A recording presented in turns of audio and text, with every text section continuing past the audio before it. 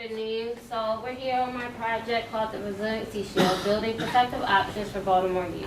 So before I begin, I would like to give a special thanks to my family, especially my mom, for her love and support throughout this whole project, as well as my advisors, Joe Wrigley, Dr. Adia Garrett, and Ms. Carrie Cedar.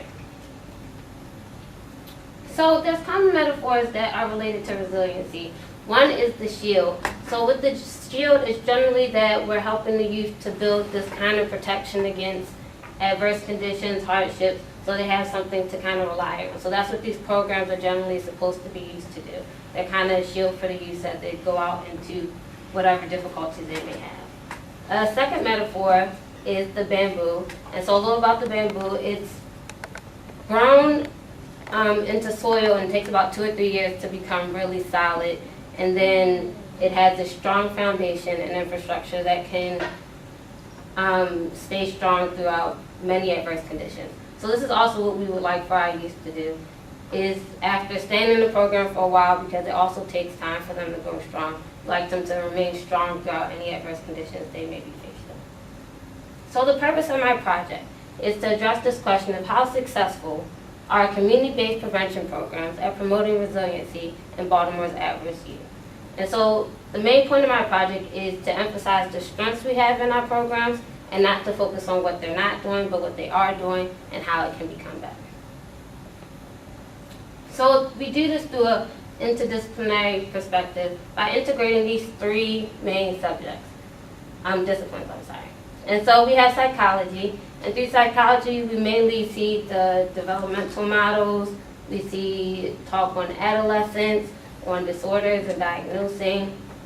In sociology we see definitions for what a community is, for what a society is, for what values are, for how families define. Those are all found in sociology. And then in law we see the background in this concept of rehabilitation when dealing with juveniles.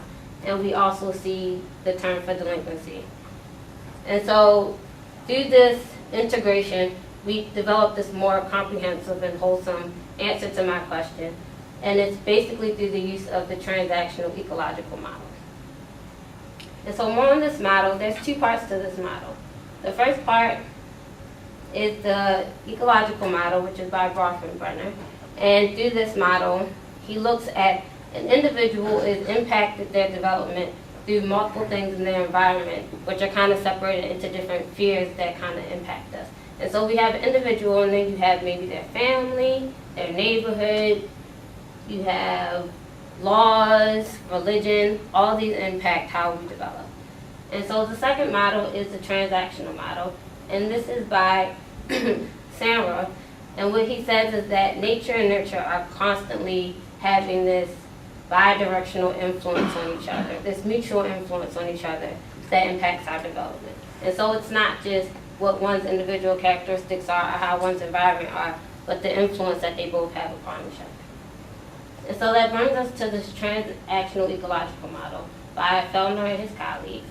And through this model, we kind of take the perspectives of psychology and sociology and we integrate them.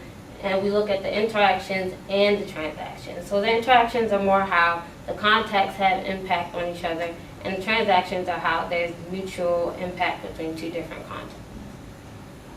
And so why have I chosen this model is for 3 reasons, and that's because it's not always bi-directional how the influence happens, such as in school settings. A child may have certain characteristics, but that's not going to change the whole school setting. Also, there's cross-contextual effects. And by this I mean that what may be applied in one setting may not apply in another setting. So how they have skills and knowledge for living in their neighborhood, they can't apply those in school because they may be maladaptive or problematic. And then we also have impact without direct contact.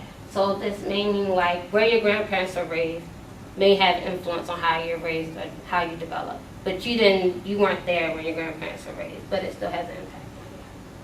And so we use this to apply it to law. And so when I say apply it to law, I mean that in law we have laws, and generally it's considered either you obey the law or you don't obey the law. And so it's either, especially dealing with adolescents and specifically, it's either you're delinquent because you violated some type of law or you're not delinquent. And so what we want to do is we want to transform this whole thinking. And so it's not dichotomous, yes or no, you're delinquent, but it's more a continuous way of looking at it. So you balance them based on risk. And so they can be low risk or high risk or anywhere in between. They don't have to pick one or the other. We also look at them as victims, not as delinquents, as people who are looking to break the law, but as victims. And a main assumption, and this is a quote from the transactional ecological model, is that any adaptive, however problematic behavior originated as an attempt to positively adapt to conditions. And so we see that when they do these things, it's not that they're trying to do something wrong, but more that they're victims of their environment or the things that may have impacted them to make this decision. We also use the building complex and multi-causal explanation. And so we use that we take their interactions that they may have on top of whatever perceptions or thinking they may have, on top of how they may interact with the law or what kind of relationship they may have with the law.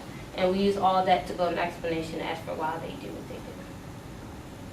And so the methodology that I used in doing this research was, first I did a literature review of all of what the experts were saying as far as juveniles and delinquency. And then I did a case study which involved these 4 programs, mainly using the trans-ecological model that I discussed before. And so these 4 programs that I will discuss more in detail later, they basically all were in Baltimore, had to have a community base, had to involve at-risk youth, but they all had different foci. And so some were more school-focused, some were more involved with the system, some were more identity-focused, but they all had different foci. And so back to some of the basics of what I've been talking about. Resiliency, just in case it wasn't clear, is the ability of one to do well in the face of adversity, hardships, difficulties.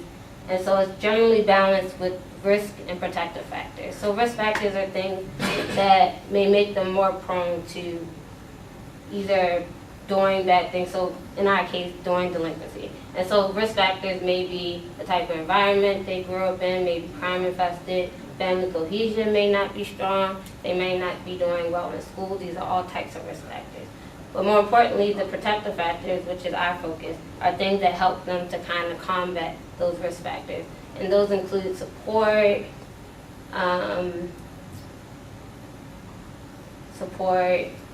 there's other risk factors. So support, maybe I should delve more into that. It's like relationships with adults, help them. If they have professional training, that helps them. There's many different things that all the different programs do that I may go more into when I get into the program. And so other important terms are community. Community, I want to emphasize, is not just your geographical location, but can also be groups of people who share interests that may be involved. So you may have your police community, school community, etc. And then delinquency is when someone violates a norm due to the age of them. And so delinquency is on top of criminal acts are also things such as truancy, so missing school. All those are delinquent acts due to what age the person is. And so my sample program, the first one is the incentive mentoring program. And so what this program does is it takes a youth and it kind of immerses them in this supportive environment. And it gives them about 5 people that all are surrounding them once they've identified that they're at risk. So in their program, because it is school-based, it's usually ones who have just come into high school who look like they're not really going to complete high school. And so what they do is they immerse them, they tutor them, they talk to them. They kind of form this very intense relationship to let them know we're here to help you because of school, but we're here for so many more reasons to help you. Then African Youth Alchemy, this program is mainly about building their self-identity. So it mainly deals with African American males. And what it does is it gives them pride in who they are and their ethnicity, and that can be a big protective factor for them. And juveniles offenders in need of supervision, this one is for juveniles who have already come in contact with the system, and this is a big program that deals with the system. And what it does is juveniles who have patterns of getting into delinquency because they have a lack of supervision, it takes them under their wing, and it kind of keeps track of them when they're not supervised, so that they're not using that time to go and commit delinquent acts. And then hand in hand is my extreme example, because it takes high at-risk youth who have already committed crimes and are being transferred into adult system. And the woman who made it, she mentors them and she kind of talks with them through what's going on and really tries to help them. And so what I found through applying this framework to these different programs is that the more comprehensive a program is, the better it is. And so when we have these multi-systematic approaches, it's basically they don't just attack one thing. Even if their focus, like I said, is school, they're addressing family issues, they're addressing neighborhood issues, whether it be community outreach in some sort of way, whether it's professional training. They do all different types of like systems to help them come together. And so in the Center's mentoring program was the most successful out of all the programs that I saw. They had a 100% retention rate, which means nobody dropped out of the program. They followed them all the way through to graduation, and they were successful. And I believe that the reason why this program was so successful was because it had this immense support system, which is really important factor in dealing with youth, is letting them know that people are here for them and they can do it. And so in conclusion, there were several limitations in our project. One, it was hard to get in contact with the programs that I wanted to talk to so that I could really get their personal views on how it's going, how juveniles are actually acting. It was hard to get in contact, but that's also because they have a lot to do, these programs. They're usually small and they have a lot of work on top of them. And also it was particularly hard to find statistics on a particular age group, because at first I just wanted basically the ones that were transitioning, and that wasn't always easy to find. And so it became more general to anyone who was considered a juvenile, so generally 18 and under. And so my suggestions for the programs would be to lower the age group, maybe include younger children because they could help, the older children could help mentor them, and then the younger children could be mentored before it's too late, and I think it would create a better environment for them. I also would suggest that we involve community resilience with individual resilience. So a community may be resilient in that it has plants that are being grown in the neighborhood. It has groups of people who are like, if you have like protection programs or anything, like a community watch program, that's all going to deter crime from happening in that community. It's going to make it more resilient. And that will make individuals who are also more resilient. And then through individuals being resilient, it will also affect the community. So it's kind of a bi-directional influence, having a community that's resilient and individuals that are resilient. And so those are my two main suggestions for this project. And that's all. So any questions?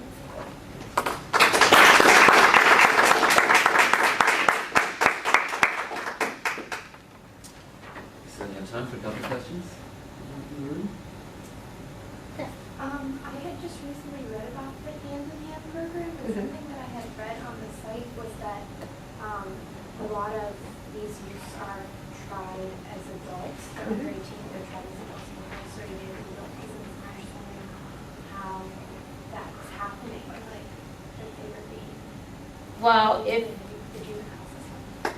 because if you're of a certain age and you commit a crime that's particularly bad, so like if you did murder and you're a particular age, they can request that you be transferred and that you're treated as an adult, because in the juvenile system, as I said, their main purpose is rehabilitation. So it's not really punishment as much as it is helping you kind of hope so you don't do it anymore. And what some of them think is that some of the ones who are too old and committing these bad crimes, they should be transferred to the adult system and they should just have the punitive punishments that come with what they did. Yeah. Youth that are involved in these programs, I assume some of them are identified because they've committed crimes, but Yeah. the others, how are they identified? Is it just school performance or? Well, other there's- processes? There's multiple factors that can identify them, and that's with the whole continuum thing. That's kind of what it is that at risk is not, it's not one definition for at risk. It's multiple things that can make you at risk. So like I said, living in a bad neighborhood can make you at risk. When you have low grades, doing bad in school makes you seem like you're at risk for doing something. It's different things that kind of build to make somebody at risk. It's not really a set. But then would all the youth that live in one particular bad neighborhood, would all youth then be a part of such a program, or would there be particular youth because they're in that neighborhood? Is it sort of a group collection just because they're in that neighborhood? Well, some programs do focus in on a community. So there are some programs who feel like this is a bad community, so we're implementing this program in this community because the youth here are surrounded by bad influences and we don't want them to become delinquents. And so this program is for these youth in the community. But they don't all do that. Some of them, that's just one requirement. It has to be more on top of it, like they've actually been involved, even if it's just a misdemeanor, they've actually been involved in something before the program let them in. It's all different programs, so they all have kind of different requirements. But being in a bad neighborhood is definitely something that can make you at risk and can definitely promote a program to be implemented. Oh, yeah.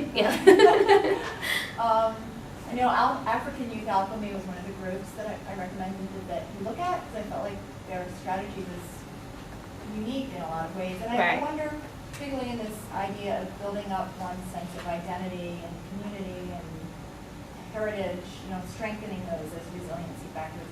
Was there literature that was associated that you saw with those types of programs that, any kind of research that has been done around the effectiveness of that kind of intervention? Yes, I don't have like the specific statistics, but there was research, there was tons of it, that on being stronger in who you are and having a stronger self-identity definitely helped them not to feel like they had to involve in such activities.